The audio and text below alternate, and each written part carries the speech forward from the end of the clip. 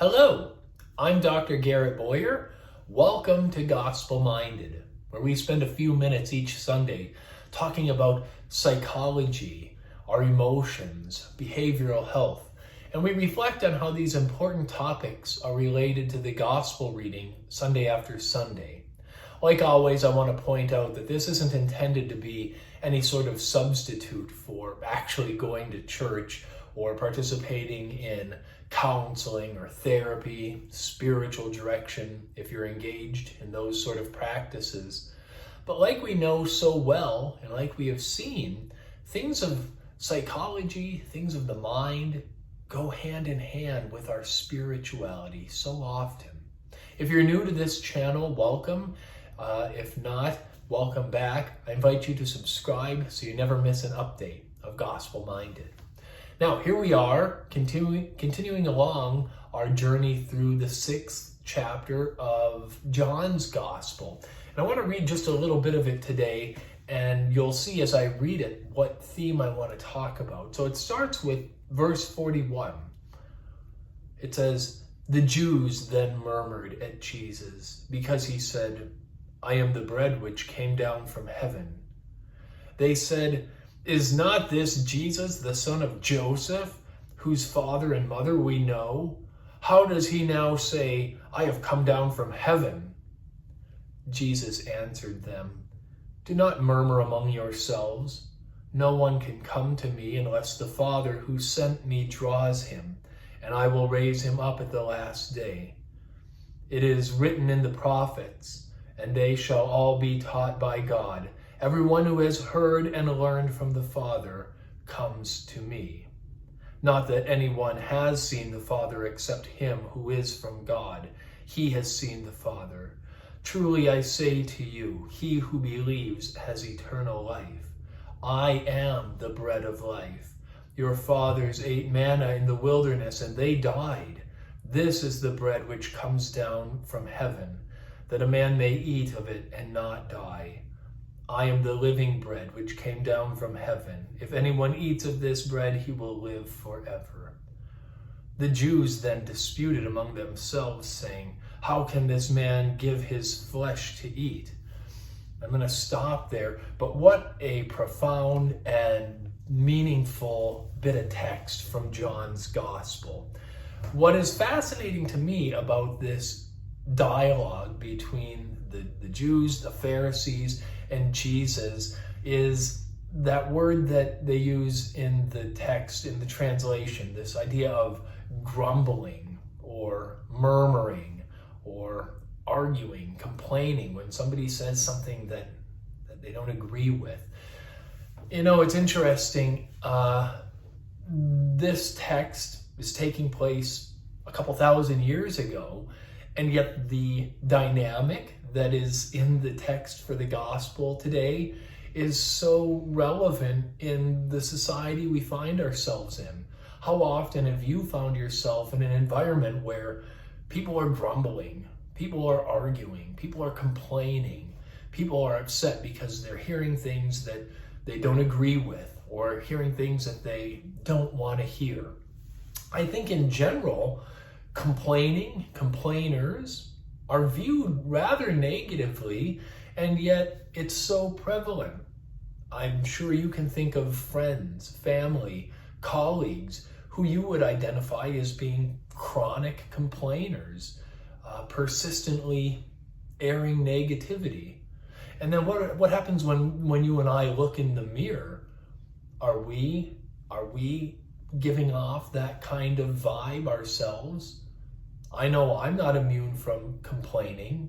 What does it do to me? What does it do to others? So I want to focus on this idea today of the grumblers, the complainers, the people who are argumentative. It's an interesting time, not only in our country's history, but in world history. A lot of things that we could be concerned about. Lots of stuff that we may want to feel like we have the right to grumble or complain or argue about, especially as we get close in this country to another election season. Lots of things that get stirred up for people emotionally, and how do they vent it? A lot of times it's through this chronic complaining, this persistently negative mood which gets verbalized to others. So let's talk about that. How do you know if you're complaining too much? What does complaining do to you? What does it do to the people around you? I think if you are somebody who finds themselves complaining a lot, you're gonna realize that there's this air of negativity about you, that there's a environment where this chronic negativity is just hanging, sometimes kind of thick in the air. And you might notice it within yourself, but perhaps you'll notice this environment with the people that you associate with. I mean, even in complaining, we can go back to those roots of behaviorism. We can condition others to tolerate and to expect our complaining, our chronic complaining. And so if you're noticing that, it might be a sign that I'm complaining too much. Perhaps I ruminate on things and I think about stuff that may have happened a long time ago, and it's still on my mind, and I'm still bent out of shape about it, and I'm still grumbling or disappointed or irritated or angry about it. Perhaps you're the sort of person that has a lot of regrets and wishes that you could go back and change a bunch of things. A lot of times it's the case that people who persistently complain about one thing or another find themselves having a lot of regrets about things that they may have said or choices that they made. And if you're experiencing that, perhaps you're complaining too much. Interestingly, research shows that people who complain or argue or have this sort of negativity frequently will have anxiety symptoms. And that can look a lot of different ways, but we all know what it's like to be keyed up and feeling anxious. There's a chance that if you're complaining frequently, you're going to experience some of those symptoms of anxiety.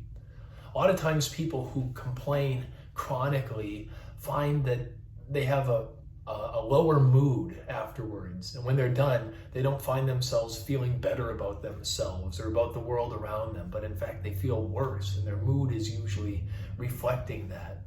Sometimes there might be feelings of hopelessness or emptiness, helplessness. So this is pretty significant stuff that can accompany an environment where we are chronically, persistently complaining, arguing, debating, grumbling, much like what we see in the text of today's gospel. Here are these people hearing Jesus speak. They don't like what he has to say. They disagree with it. Now, of course, there are a lot of qualities to this text that are important. Like, to them, what Jesus said may very well have been blasphemy to them. So I want to be conscientious of the fact that there's some nuance to the gospel. But you know, and I know, when we're talking about complaining that you and I participate in, experience from others in our day-to-day encounters, you know that that's something different. And that's what I really want to zero in on here, is this idea of the chronic complainer. Think about Facebook or social media. How many times have you opened up your Facebook profile and you start scrolling, and there's that person that pops up, always giving their 2 cents about this thing or that thing, complaining about what this politician said, complaining about somebody that they encountered in the store or on the road with some sort of traffic thing, perhaps. That's the sort of stuff that can really lead to irritability and make life unpleasant, not only for ourselves, but those around us as well. So what's to be done? How can we combat this spirit of chronic negativity, of complaining, of arguing and debating? What can be done? A couple thoughts come to mind. First of all, try to develop and encourage within yourself an attitude of thanksgiving and of gratitude. Perhaps for every time you find yourself complaining, grumbling, disappointed in something or someone, arguing about something or some issue, maybe just work to catch yourself for a second and think about what something is that you can be grateful for in that moment. Because I think in general, a lot of us have so much that we can be thankful for. And if we can flex that muscle and exercise that capacity to recognize those things for which we should be grateful, that'll go a long way in combating that persistent negativity. Another thing that might be really helpful is when you feel that urge to grumble or complain, instead of verbalizing it out loud to others, family, friends, coworkers, colleagues, think about perhaps writing it down, keeping a journal. Literature suggests that journaling can be very helpful anyway, but excuse me, if we're writing this material down, it gives us the opportunity to express it and let it out, but in a way that can perhaps be more healthy and helpful in the long run. And then I want to be conscientious and let you know that, excuse me, there's a difference between the general kinds of complaints that I'm talking about and instrumental complaining. And this idea behind instrumental complaining is that it may be solution focused, and that can be helpful and useful when we're trying to resolve some issue.